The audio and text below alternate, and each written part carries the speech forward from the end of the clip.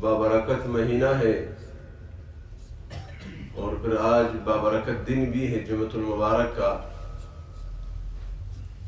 इस मुनासिबत से आज के दिन हम हुजूर नबी करीम सल्लल्लाहु अलैहि वसल्लम पर दुरूद, ये सबक हम पढ़ेंगे। दुरूद का हुक्म क्यों दिया गया है, दुरूद पाक हम क्यों पढ़ते हैं, उसकी फजीलत क्या है, दुरूद का पूरा फलसफा क्या है। अल्लाह खुद दुरूद भेजता है, मलाइका को भी हुक्म दिया गया है कि तुम नबी अलैहिस्सलातु वस्सलाम पर दुरूद पढ़ो, जो हुक्म है हमें भी। तो सबसे पहली बात मेरे दोस्तों, दो चीज़ें बहुत ज़्यादा ज़रूरी है इंसान के लिए। एक चीज़ कि इंसान का अपने रब के साथ राबिता हो, दूसरी चीज़ उम्मती का अपने नबी के साथ राबिता हो। तो अल्लाह से राबिते की शक्लें जैसे नमाज है, अल्लाह के रसूल सल्लल्लाहु अलैहि वसल्लम फरमाते हैं जब बंदा नमाज के लिए आता है गोया कि खुदा से मुलाकात के लिए आया है, मुनाजात के लिए आया है, ये खुदा से राबिता है। तिलावत है, अल्लाह का कलाम है, हम पढ़ते हैं, खुदा से बात है, मजलिस है, ठीक। जिक्र है, खुदा से राबिता है, ठीक है। दुआ है, खुदा से राबिता है, ठीक। इसी तरह उम्मती का अल्लाह के रसूल सल्लल्लाहु अलैहि वसल्लम से राबिता हो, इसकी शक्ल उलमा ने जो लिखी है वो दुरूद पाक है मेरे दोस्तों। नबी की ज़ात आईन ईमान है, इसको सुन ले मेरे दोस्तों। नबी से मोहब्बत आईन ईमान है। फजीलतें दुरूद पाक की बहुत ज़्यादा है। मैं सबसे पहले इसकी हकीकत की तरफ आऊँगा मेरे दोस्तों कि दुरूद की हकीकत क्या है, दुरूद शरीफ हम क्यों पढ़ते हैं, ठीक है। उलमा ने लिखा है मेरे दोस्तों, इंसान कमज़ोर है, इंसान की रूह बहुत ही ज़्यादा कमज़ोर है, ठीक है। अल्लाह तबारक व तआला के यहाँ से बराह रास्त अनवार व बरकत, ये नूर जो उतरता है, इंसान उसको बर्दाश्त नहीं कर सकता। खुद कुरान को ले, नबी अलैहिस्सलातु वस्सलाम पर उतरा है ना, इसी रमज़ान में कुरान उतरा है।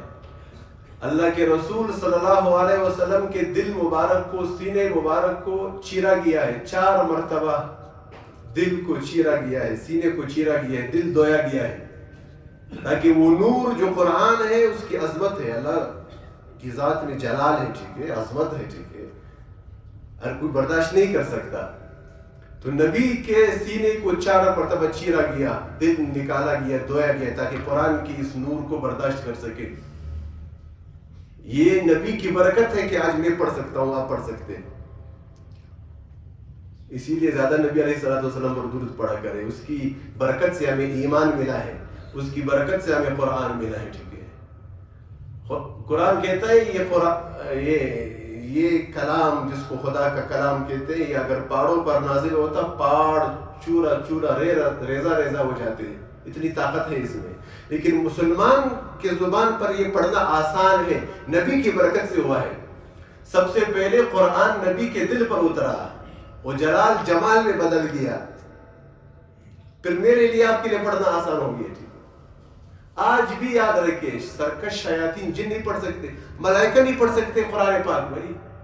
मलाइका नूर से बने हैं, लेकिन उसमें अजमत इतनी है कुरान पाक में, कुरान को नहीं पढ़ सकते। रिवायत में है जब कोई बंदा ईमान वाला मोमिन तिलावत करता है, ये मलाइका को इतना अच्छा लगता है, उनके मुंह पर बोसा देते हैं, लेकिन खुद नहीं पढ़ सकते। सिर्फ मलाइका में जो सैयदुर रुसुल है, सैयदुल मलाइका है, हज़रत जिब्रील अलैहिस्सलातु वस्सलाम, उसको खुदा ने ये ताकत दी है, वो क्योंकि नबी अलैहिस्सलाम पर उतरा, जिब्रील के वास्ते से उतरा, सिर्फ जिब्रील पढ़ सकते हैं, बाकी कोई भी फरिश्ता कुरान को नहीं पढ़ सकता। इतना अजमत वाला कलाम है मेरे दोस्तों। हम जो पढ़ सकते हैं, उलमा ने बहुत प्यारी मिसाल दी है, शायद पहले भी मैंने बात बताई थी। देखिए सूरज में जलाल है, ठीक है, सूरज की रोशनी में तपिश ज्यादा है। सूरज जब ऊपर आता है, और आप अगर देखना चाहे तो सूरज की शुआएं आंखों को लगती हैं, ठीक है, उसकी शुआएं बहुत तेज होती है सूरज की। लेकिन यही सूरज की शुआ जब चांद पर पड़ती है, चांद की अपनी रोशनी तो नहीं होती, वो सूरज की रोशनी जब चांद पर पड़ती है, फिर चांद हमें चमकता हुआ नजर आता है। तो सूरज की रोशनी चांद पर पड़ी, वो जलाल जमाल में बदल गया। फिर यही جب چاند اوپر آ جاتا ہے کتنا خوبصورت لگتا ہے، کتنا اچھا لگتا ہے، ارے اس کو دیکھ سکتا ہے. یہی مثال علماء نے لکھی ہے. اللہ کی ذات میں جلال ہے، اس کے کلام میں بھی جلال ہے، عظمت ہے، ہر ایک اس کو برداشت نہیں کر سکتا. تو جب نبی کے دل پر اترا، نبی کے دل نے اس کو برداشت کیا. بہت روایتیں ہیں، ٹھیک ہے.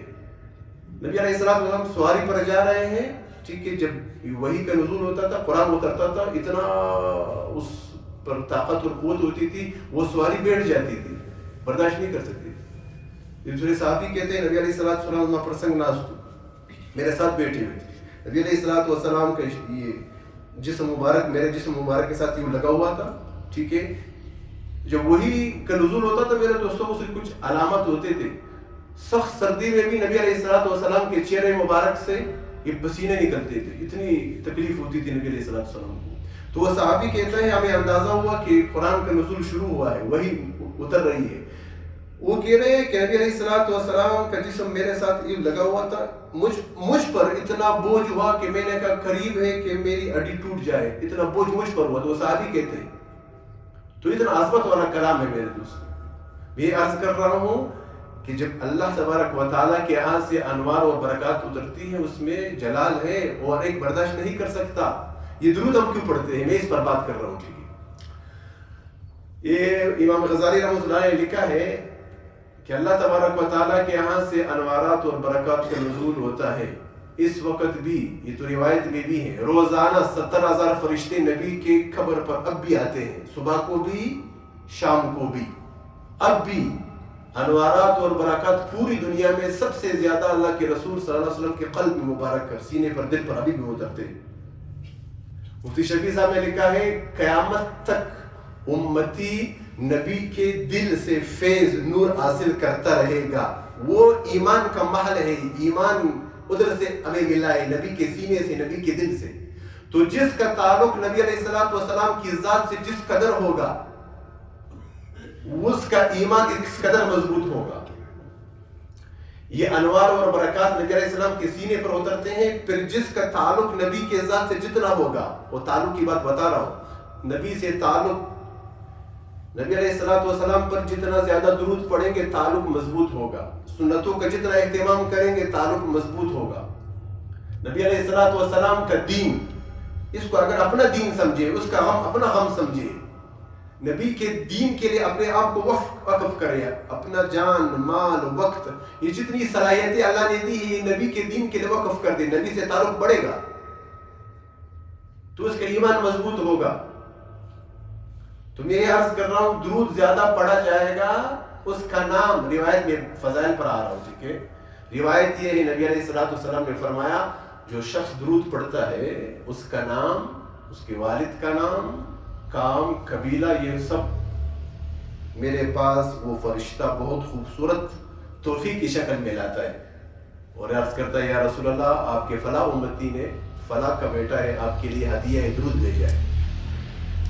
اب یہ سمجھنے کی بات ہے. ٹھیک ہے. اس کو انسان جب سمجھے گا پھر درود کا فلسفہ انسان کو سمجھ آئے گا کہ ہم درود کیوں پڑھتے ہیں. بہت عجیب بات ہے یار. میں کبھی کبھی جب سوچتا ہوں میں اندر سے لرز جاتا ہوں. میرا نام لے کر نبی علیہ السلام دعا دے مجھے، آپ کو مولوی صاحب دعا دے آپ کو خوشی ہوگی، پیر صاحب دعا دے آپ کو خوشی ہوگی، بزرگ آپ کو دعا دے آپ کو خوشی ہوگی. مولوی صاحب نے سب کے سامنے میرا نام لیا دعا دے کر. اللہ کے رسول صلی اللہ علیہ وسلم کے پاس جب میرا نام لیا جائے گا، یہ میرا درود، یہ سلام ہے، تو جواب میں نبی علیہ السلام مجھے دعا دیتے ہیں. اس کو سمجھے میرے دوستو. اللہ کے رسول صلی اللہ علیہ وسلم کے پاس جب نام لیا گیا کہ یا رسول اللہ فلاں تھا، عبداللہ عبد الرحمن کا بیٹا، فلاں قبیلہ، آپ کو اس نے تحفہ بھیجا یا رسول اللہ. تو میرے پاس جب آپ آئیں گے کہ یا مولوی صاحب فلاں آپ کو سلام دے رہا تھا، تو میں جواب دوں گا کہ نہیں دوں گا؟ تو نبی علیہ السلام جواب دیتے ہیں. وہ جواب دعا ہے. نبی علیہ السلام میرے لیے دعا کرتے ہیں، آپ کے لیے دعا کرتے ہیں درود کی برکت سے. اس کو سمجھے.